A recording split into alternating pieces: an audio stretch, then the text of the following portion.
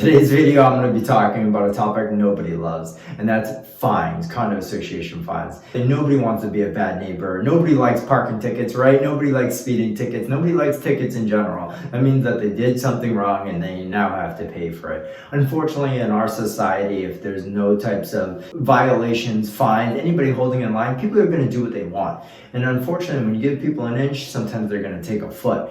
As a condo association management company, we have to walk a fine line of keeping people happy, but understanding that there are rules and regulations, just like in society and speed limits that people have to follow. As long as things are followed, no violations need to occur. It's the type of people that we have to deal with, the ones that say, well, I just broke it one time. End of the day, it sets a bad precedence for everybody else, and nobody likes that. Instead of just jumping straight to fines, what we do is we're going to warn people. We're going to have a conversation with them. And that warning that we send out typically will include an amount of time that allows them to correct that issue. And then we ask them, even through our management software, to be able to provide proof and pictures that that issue is solved. In addition, we're going to speak with them and make sure that they understand what's going on.